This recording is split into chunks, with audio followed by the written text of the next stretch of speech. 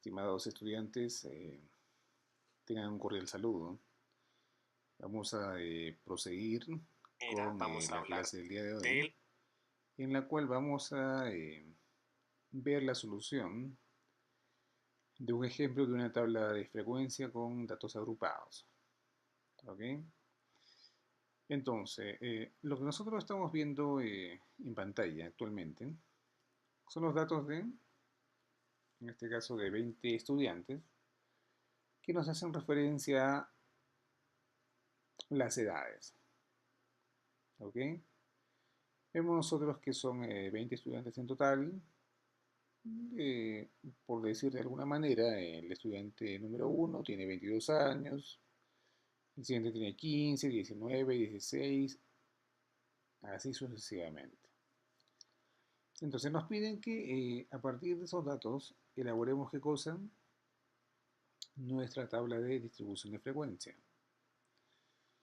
Para poder elaborar una tabla de frecuencia con datos agrupados, es necesario que tengamos en cuenta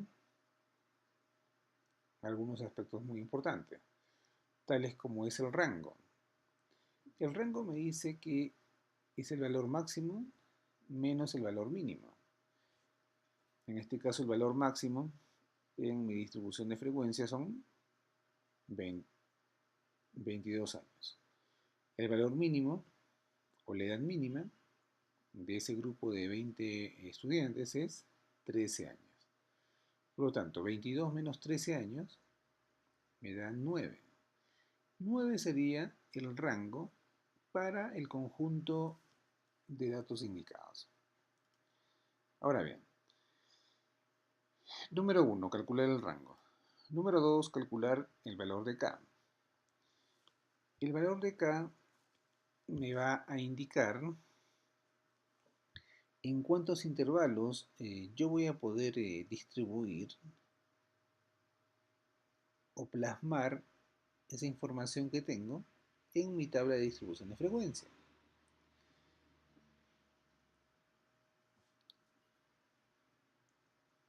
Entonces, para hallar el valor de K, nosotros vamos a aplicar una regla. En este caso, la regla de Sturges. Sturges me dice que el valor de K va a ser igual a 1 más 3.3, 22 por logaritmo de n, como podemos apreciar en la pantalla. 1 es una constante más 3.3, 22 por logaritmo de n. Ahora, nosotros sabemos cuánto vale n. ¿Qué es n? En este caso, n está relacionada con el número total o nuestra muestra total de estudio. En este caso son 20 alumnos. Nosotros procedemos a hacer el cálculo utilizando nuestra calculadora científica y nos da que es 5.32 el resultado de toda la operación.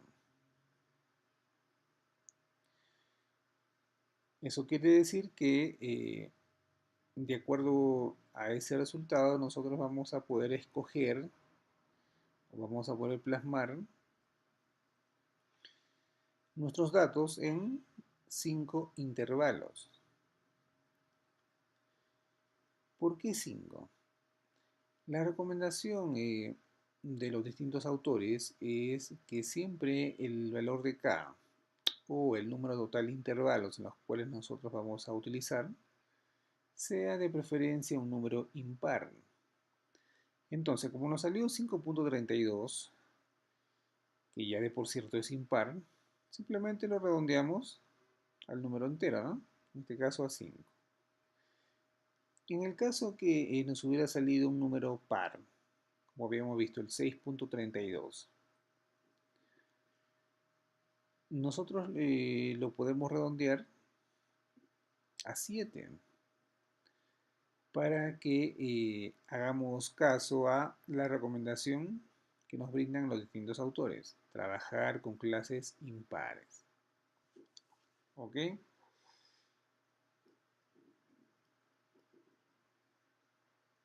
Siguiente punto, el tema de la amplitud.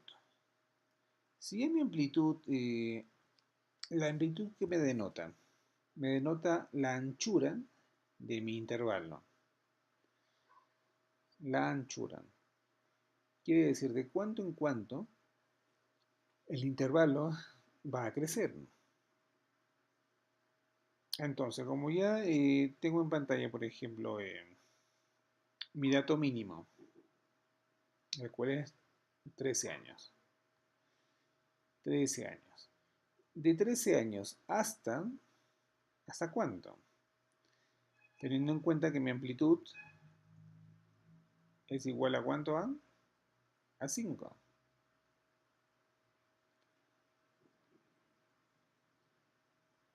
13 más 5,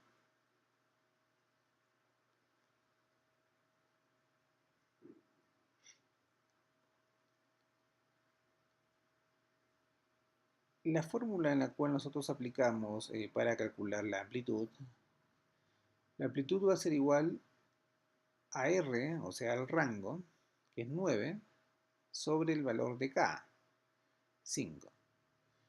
9 entre 5 me dan 1,8. En este caso yo voy a proceder a redondearlo al número entero posterior. En este caso lo redondearé a 2. Tal es así que mi amplitud me va a quedar, para este caso de las edades, de 2 en 2. Mi primera clase es 13. 13 más 2 sería 15. El siguiente intervalo sería de 15 más 2 a 17, de 17 a 19, de 19 a 21, de 21 a 23 años. Entonces acá estamos viendo otro concepto, el concepto de límites. Límite inferior y límite superior. En estos límites yo voy a poder seguir la secuencia y también debo definir qué tipo de límite es el que yo estoy usando. En este caso estoy usando un límite cerrado, abierto. ¿Por qué? Porque el estudiante que tiene 15 años, por ejemplo, perdón, el estudiante que tiene 15 años, ¿ya? De hecho, ¿cuántos son? Hay un estudiante, 1, 2, 3, 4, 5, 6 estudiantes tienen 15 años. Sin embargo, esa edad yo la estoy considerando en el intervalo número 2. ¿Por qué? Porque el primer intervalo de 13 a 15 años, si ustedes se dan cuenta, prácticamente acá sería de 14,9. Y el estudiante que tiene 15 años recién lo considero en el segundo intervalo. Por lo tanto, mi conteo en forma real para mi primer intervalo sería de 13 a 14,9. Tenemos acá 1, 2, 3,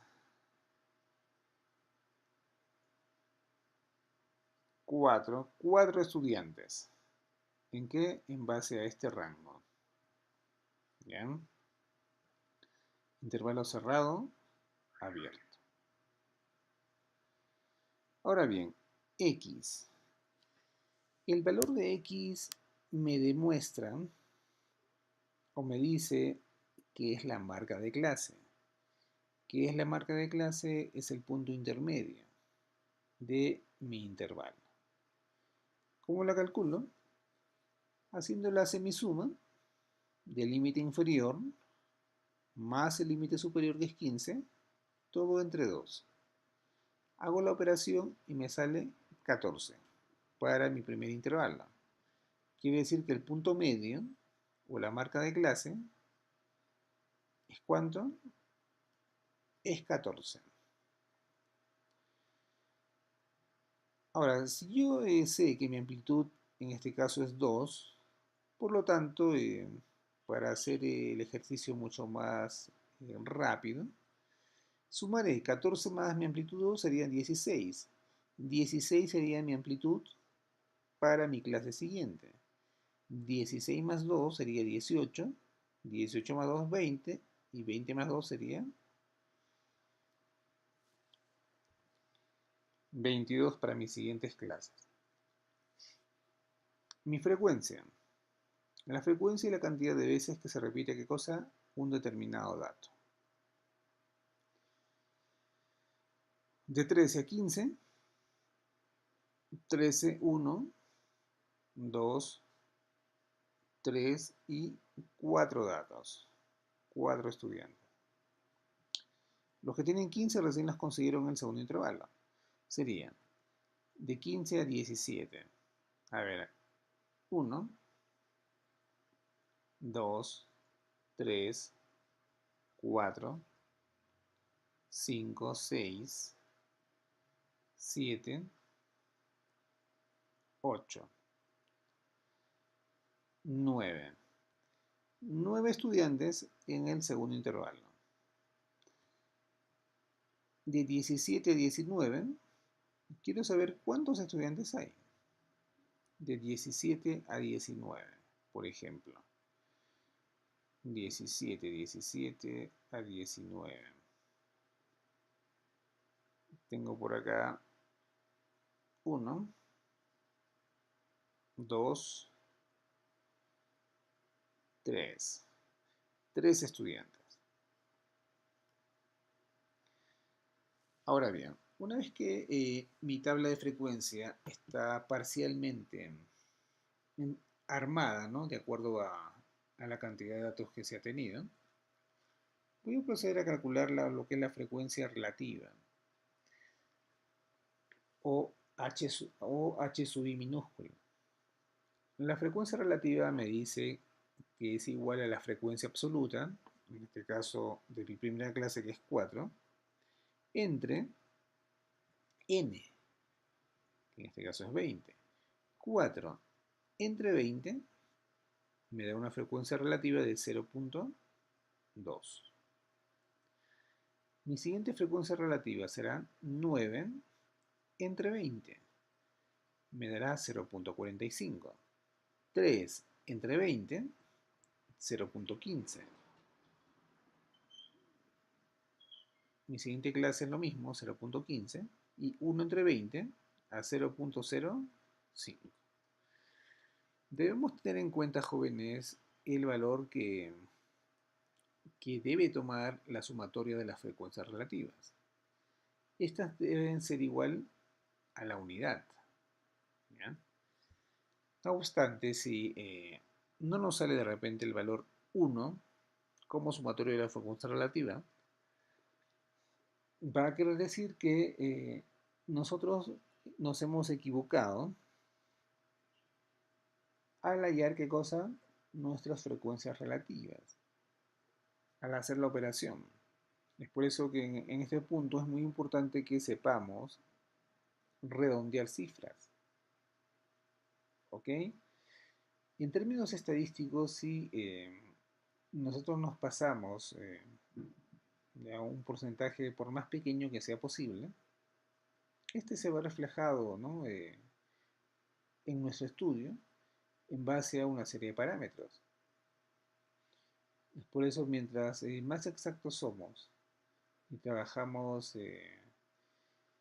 con las clases que corresponden, trabajamos de repente utilizando clases impares y siguiendo las recomendaciones de los distintos autores, nuestro resultado va a ser mucho más óptimo. Entonces, a partir de esta tabla, yo voy a poder interpretar, ¿ya? La interpretación es una parte muy importante en la elaboración de una tabla de frecuencia. Por ejemplo, yo observaré por este lado. Podré decir 9 estudiantes tienen de 15 a 17 años.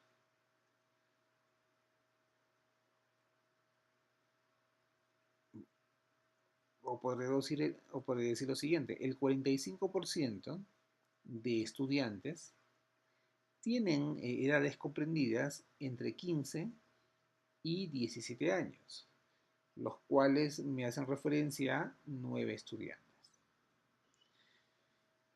Acá abajo, podría decir 20 estudiantes tienen de 19 a 21 años y representan al 15% de la población de estudio.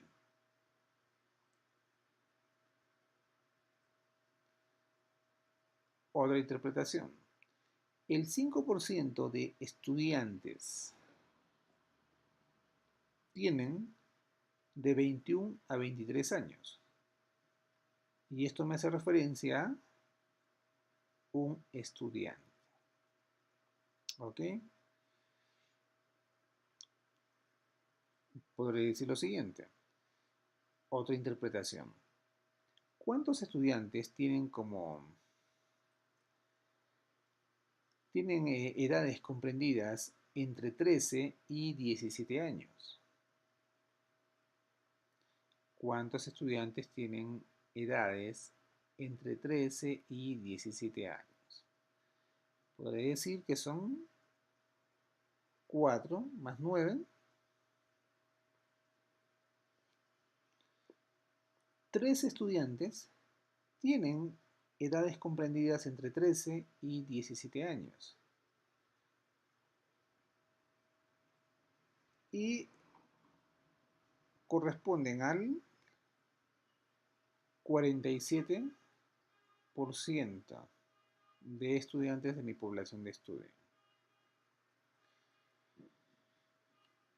Entonces, jóvenes, espero que con este ejercicio se haya podido ilustrar un poco más referente a la elaboración de tablas de distribución de frecuencia para datos agrupados.